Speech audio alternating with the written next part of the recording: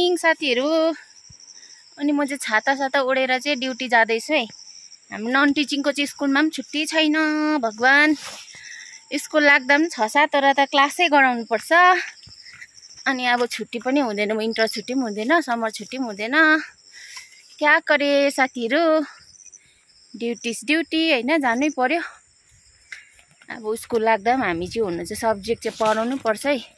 Main subject 4टा, अरू additional गरेर त 7 वटा जस्तो त पिरियड नै हुन्छ हाम्रो हो। अनि अब समर छुट्टी पनि छैन, सो म चाहिँ रेडी भएर जाँदैछु। अब स्कुलमा के गर्छ तपाईँहरूलाई देखाउँछु ल। अस्ति पनि गयौँ हामी, 1 बजीसम्म बस्यौँ हो। त्यहाँदेखि चाहिँ गयौँ। अनि गर्मी पनि यति साह्रो छ कि घाम त लागेको छैन आज त, तर पनि गर्मी नै छ। नआएर हिँडेको केस पनि चिसै छ, छाता पनि ओढिरहेको छु। सो स्कुलमा पुगेर भेटौँला। बल्ल स्कुल आइपुग्यो। गर्मीले हुरुक्कै भयो। के साह्रो गर्मी हो, घाम त्यस्तो लागेको छैन।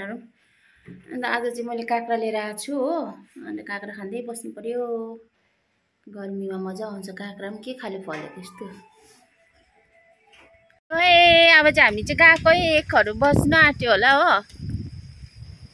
उफ, बोरिङै लाग्दो। स्कुल आएर पनि एटेन्डेन्स गऱ्यो बस्यो, एटेन्डेन्स गऱ्यो बस्यो, के हो यस्तो हरेसै लाग्दो। गएको अब चाहिँ घर। अब नन्दु दिदीलाई स्वाट झट्का दिन्छु हो।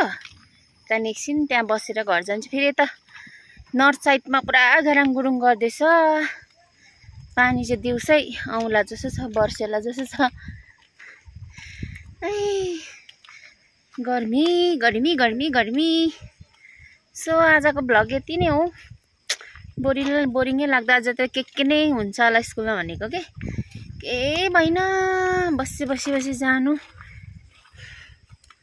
सो सबैजनालाई बाई। अनि मेरो यो सानो मिनी भ्लग हेरिदिनु भएकोमा थ्याङ्क यू सो मच है।